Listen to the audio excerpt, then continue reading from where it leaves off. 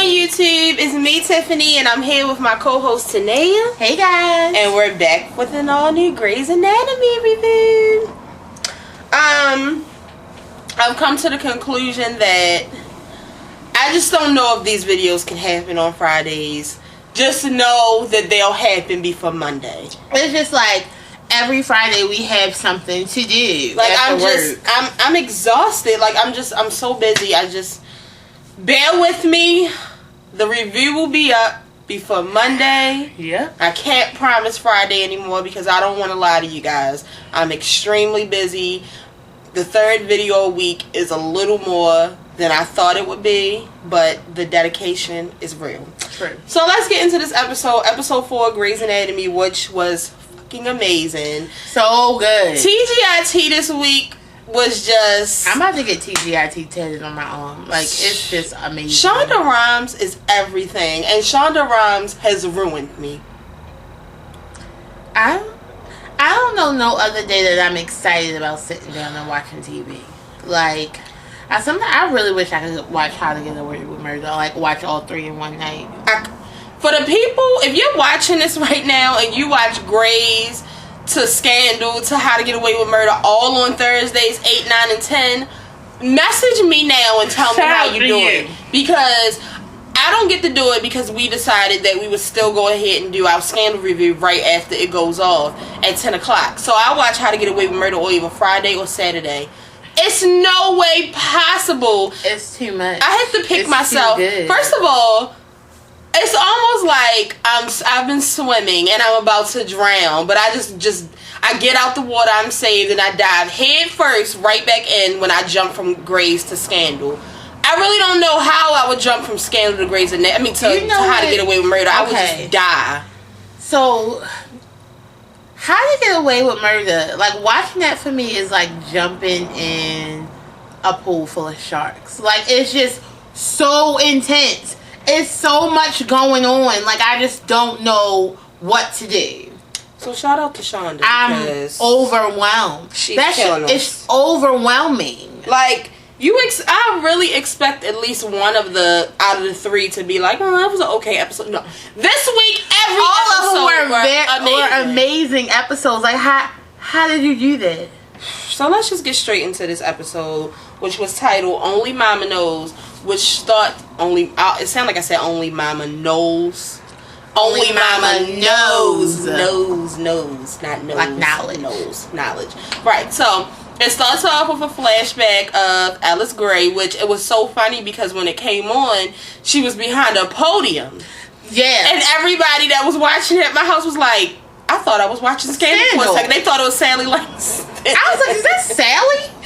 Yeah, but it's Alice Gray. She's doing one of her world famous speeches on her Harper Avery and stuff, and it's basically Meredith watching one of her mother's old tapes in the middle of the night, which Derek walks in and catches her doing it. But basically, from beginning to end, Meredith is digging. She's looking at old tapes. She's reading her old journals. She about to get shit popping. Right. So immediately it goes to a flashback from season 1, which I love the flashbacks.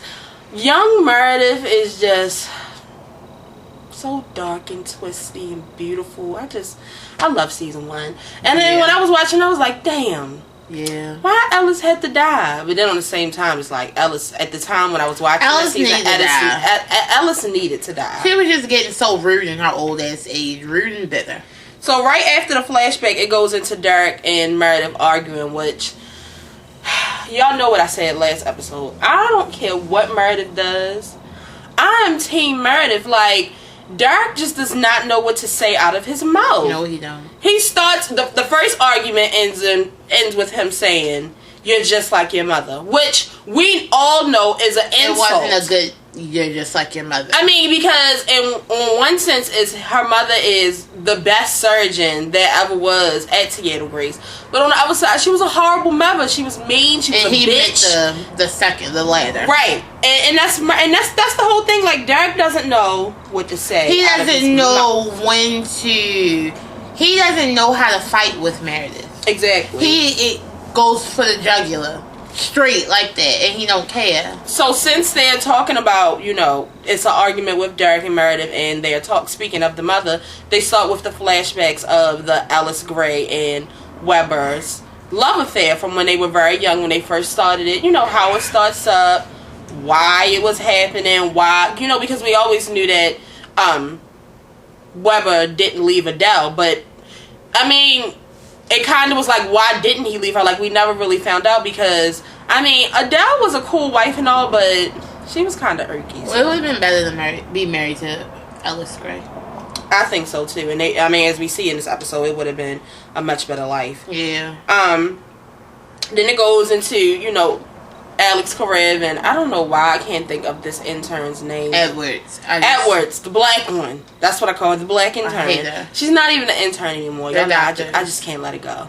But she basically tells Karev that the vote for the board was unanimous. It wasn't, Arizona had told him that it was kind of like a 50-50 thing on it. Well, not 50-50, I guess like 60-40, because obviously it would have been a tie, but Edwards tells him no, it wasn't. It was, Bailey told me that it was a unanimous vote. She's such a stupid and that's what I'm talking about. Like, it's like the only thing the interns are here to do is destroy and annoy. I don't have time. They're so irky. They got rid of Ross. They got rid of Murphy. Get rid of that. Goodbye, Edwards and Wilson. Don't keep none of them. They are so effing irky. So immediately, Karev starts trying to find Robinson, but Robinson is just too busy. As she's been the past couple of episodes, she's just too busy to even answer the question. So she just kind of avoids it and keeps on going about what she's doing. Meanwhile, the whole hospital is in an uproar because Maggie's quitting. So the chief, Jackson, Bailey, and Weber, they're all with each other talking, and they're all trying to figure out exactly why is she quitting. Well, no, not Weber. He knows why. Well, he doesn't know, but they asked him. Yeah. Bailey asked him why they were all together. Like, what? Do you know what's going on? Like, why is she quitting? And he's like, I don't know. Like, yeah. So it kind of seems like they're all trying to figure it out because they don't know, what's going on with Weber. But meanwhile, Bailey's a little suspicious because she's been thinking that this is like a secret love affair between she Weber said and every Maggie. time she says, brings up Maggie to Weber, he gets kind of, like bitchy. Right, and I, immediately when I found out that Maggie was quitting, I was pissed. And I was like, I know by the end of this episode, they better be keeping her because I am Team Maggie. I wasn't pissed. I was really mad.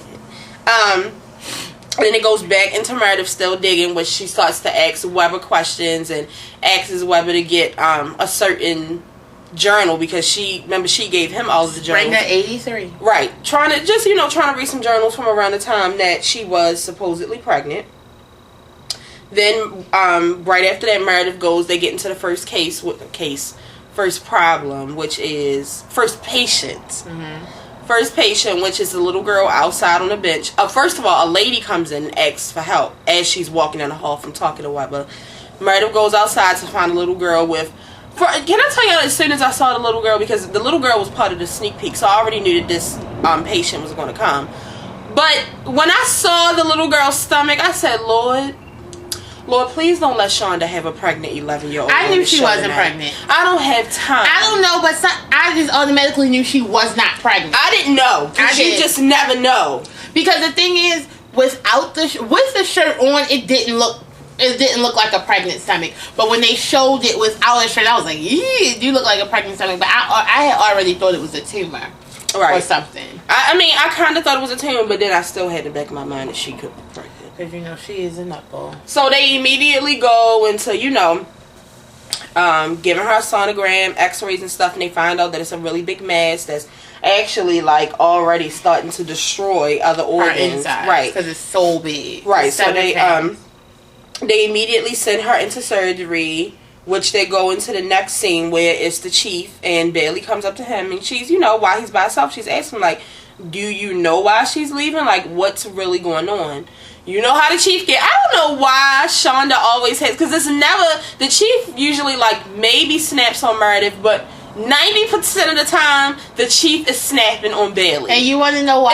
It's almost normal now. It today, Bailey is annoying. So what? She's like a little imp. I think she's like a pet fly. She can do whatever she wants to. Can I tell you, on one scene, you had Bailey like, Chief, damn! But you couldn't see her body. You Right? could only She's hear so her little. voice. I was like, shut the hell up, Bailey. The Like, heart and soul of the like it was hospital. so crazy. Chief, I want to know why. Where are you first? So the chief snaps on her, and at this point, it doesn't even hurt Bailey's feelings. Like, she just goes on to the next. Okay, gotta come from another angle. Exactly. Like, it doesn't.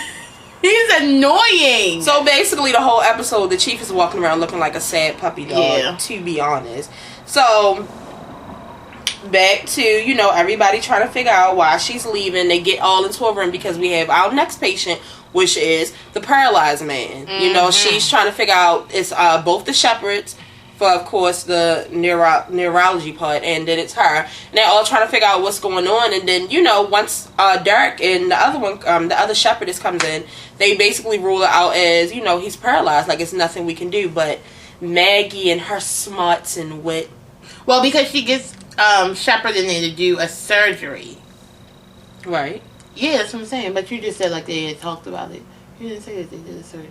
Well, I mean, at first they were talking about, I did forget to do. But I know they ended up doing a surgery. Yeah, he did an actual surgery by himself. Okay, so they do the surgery and find out that he's still paralyzed. Right. You know. So, you know, the man was woke before that. So, you know, she had already talked to him, and he does, of course, who wants to be paralyzed? So she doesn't give up. She keeps fighting, and she figures out a different way to do it. But meanwhile, while they are trying to fix the problem, they're talking, both of the shepherds are talking to her, and, you know, Derek Shepherd's trying to figure out, why is she quit? Yeah, because the actual shepherdess called, she called his ass in there to basically get the tea and make her ass stay. Yeah, so, I mean, She she's used also, her brother. yeah, she's giving little hints, too, like, maybe you should ask Because it's her. something I learned in AA.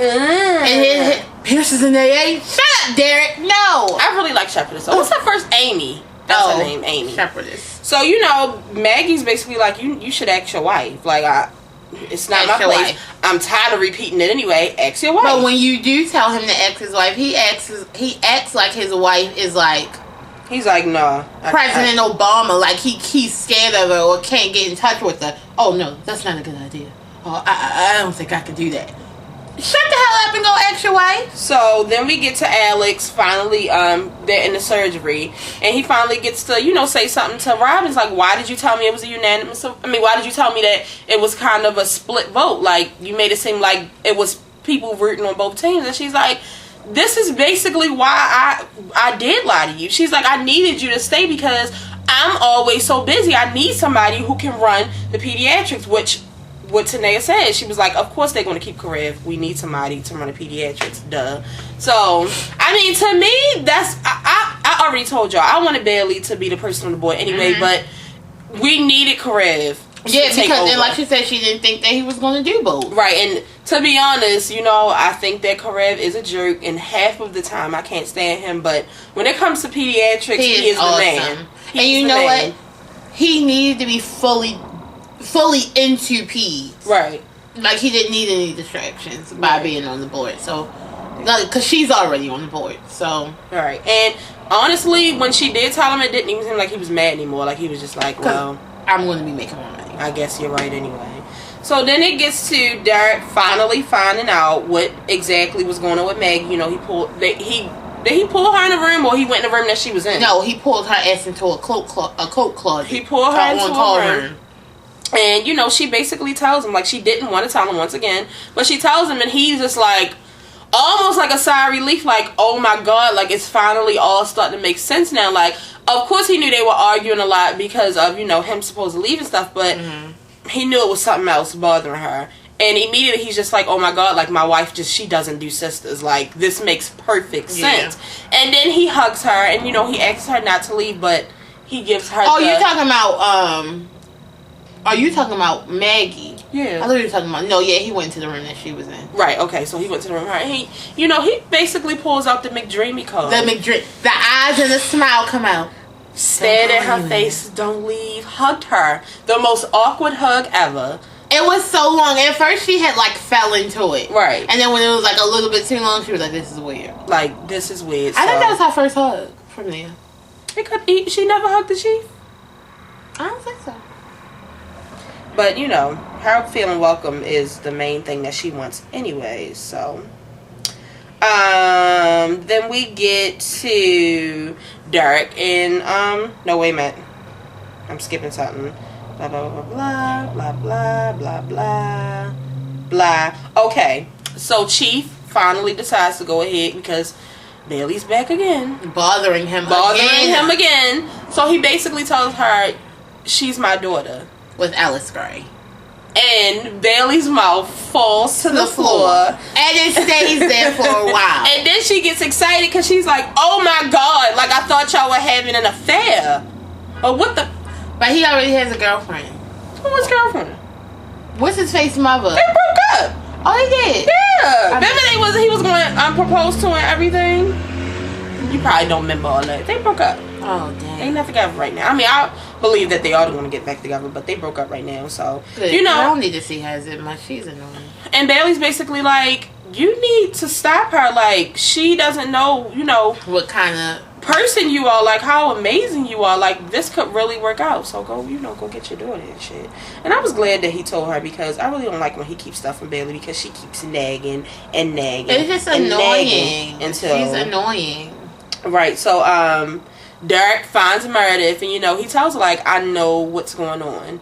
And basically Meredith finally just lets it all out, like, just lets her know how he feels and tells her, and she tells him, all the stuff that she's found out and, like, how she's starting to remember the things that happened, around the time that the mother was pregnant. Like, she's starting to remember the mother being pregnant. She's remembering the mother trying to commit suicide and going to the hospital and stuff like that. So, that little talk basically makes Meredith a little soft. Yeah, because he tells her, like, even though we're going through what we're going through, when you're going through something like that, you have to tell me. Like, you have to let me know what's going on with you. Like, you have to let me know that you're okay. In the midst of our beefing about whatever we have got going on, you have to let me know that you're mentally stable because we already know that you're crazy. Basically. McDreamy, still McDreamy. So, Weber and Meredith have another conversation where, Weber tells Meredith that he did, do some lying to her. Because he's an old ass liar. He did do some lying to her. Bald head liar. He remembers the day that, they were at the carousel when they were arguing, and he, kind of tells her what the argument was about. And, Meredith starts to piece together, and she starts to realize that he is the reason why she tried to commit suicide. True. He is the reason why she decided to give up the baby. True. He is the reason why Alice Gray turned into the bitch that she was and really started to lose her mind. Even though she was already a bitch. True. But he just shoved her more into right. the bitch. Like, he's the reason why she really dove. He's the reason. He's the reason why she really dove headfirst into her work after that. Because it was heartbreak. I mean, if you think about it, like, he really kind of led her on thinking that they were really about to be something. And then when it was time for him to do that, right. She did what she had to do, and then it was time for him, he did. But it would also make me hate Alice. Because I would be like, I was your kid, though, and you put him for me. That's the whole thing, though, like, even though her mother did treat her that way and she did kind of put Weber and all her problems before Meredith is very forgiving to that. And very understanding. Right. She knows that her mother she basically tried to do the best she could. Everybody can't recover from everything. Yeah. You know what I mean? Like, that's why so many children are taken into protective services, because how I could get over something like depression or something like that, everybody can't do that. Like, once their mind snaps, they can't come back from it. And to be honest, a lot of people never come back from a broken heart. So, right. Don't make me start preaching on this Grey's Anatomy video. Go to the next one. So, after they, piece all of that together and, she finds out that Weber ruined them, they go back into another flashback, which I don't know if Shonda planned this or she just, goes back to the flashbacks and just, pieces shit together. But the last conversation that Ellis and Weber had before she died makes perfect sense now. Like, they literally had this conversation right before she died. It's crazy to me. Like, she basically was just like, I wish that we could have did things differently. And he amps her up and says the same shit. See, it's not really amping, because I do believe in reality he would have loved to have a family with Alice. I really think he regrets not leaving Adele. Definitely. And ruining Murder, because he kind of did ruin Murder's life. And Ellis's life. Like, they all ruined each other. He regrets. He really, really regrets it. Right. So we get to the sister conversation, which I was so excited. Because let me tell y'all something. Thank God that only Derek got to her, because if we had Yang this season, Yang would have like, screw her. We don't even know if she's really your sister. She's just your half sister. True. This is Yang. That's why she make acts her like work that. for it. No, y'all better be some shit. She just can't come in here and start pretending she's your sister. No. So anyway, so she basically stopped. Or she would have been in love with her, like. She has the genes from Weber and Ellis. True. And she's a cardio. But, you know, they probably would have been pumping heads because they're both cardiology. Well, so see, the thing is, she would have came in under Yang. They still would have been bumping heads because she can't stop her shine. Maggie's a beast. And you know what I said? I told Tori earlier. I said Maggie had to be a beast because her personality sucked. Hold up. Sucks ass. No. All her decision making sucks ass. Don't listen to her. So she had to be a great doctor. Don't listen to Tanea. So, she basically stops Maggie as she's walking out the door, and she's just like, you know, did she say she was sorry? Who? Meredith. I don't think so. I don't know if she said she was sorry, but she kind of just, in the midst of them having a conversation, as she stops out the door, she's telling her, like, you know, I have some, you know, journals from back in the day around the time when she was pregnant with you, and I'm still reading some of the journals myself because I'm still trying to learn about her also. There's a lot of things that I don't know about her, and I know you have this amazing family, and they send you little gifts, and you really don't need us. You came to find out stuff, so maybe you can read some of these journals and you can start to learn about her too. You know, she really was an extraordinary woman, and even though she didn't keep you, you know, she starts to let her know she was eating right and stuff, because I believe if Weber would have decided to stay with Ellis, she was going to keep the baby. Yeah, she was going to keep the baby. But she didn't. I mean, she really would have been a single mother of two because she had already left that show. Right. So, you know, she's basically giving her the stuff. And if she would have kept her, everybody would have knew about her and Weber's, you know, infidelity. Yeah. So, she had to get rid of her ass. I'm just making sure you didn't have anything else to say. No, that's it. Because she makes me lose my train of thought when she never says excuse me anything. She just cuts me off. But anyway, so, you know, they're talking, having their little sentimental sister moment, and Weber, little puppy dog ass, about to get on the elevator, and he sees them. He's just there. It looks like he's crying, like, darn, I wish I would that. You know, I wish I could have grew up with that. I wish, you know, I could have raised that. Yeah. Yeah, I mean, I missed it. I feel bad for everybody. Like, I do, but moving on. So it ends with you know, Meredith and Maggie on kinda, you know, a little good terms. I kinda think that, I mean, obviously, but I do believe that Maggie's gonna stay. You know, she's gonna read up a little more. I don't think that Meredith and Maggie are about to have this Lexi Meredith relationship, this Yang and Meredith relationship, this best friend relationship. But I definitely feel like they're going to be more cordial. Right, they're going to be more cordial, and they'll start to build a relationship, hopefully by the end of season 11. And I feel, but see, Derek is already ready for her to be his sister. He's excited. Yeah. Like. So it ends with, you know, another. Black people. Go ahead. It ends with another speech by Alice Gray, and then a flashback, obviously, speech of Alice Gray. Still talk about the hot baby, and then it goes off. And then it goes into what's going to happen next week. So let's just, real quick, I'm going to tell y'all what I think is going to happen next week. I definitely feel like, first of all, before I even go there, I need more of Kepner and Jackson. Like, y'all not going to end season 10 with you telling us that she's pregnant and you end with them on these good terms, but we barely get to see them. I want to see I need more Owen. I need more Shepherdess. I need more Kepner and Jackson. More. I need more. Like, I don't just, and then, you know, let's go into next week. Throw me straight into Torres and Arizona breaking up. That's the last thing I need right now. It's like, you know what you do, Shonda?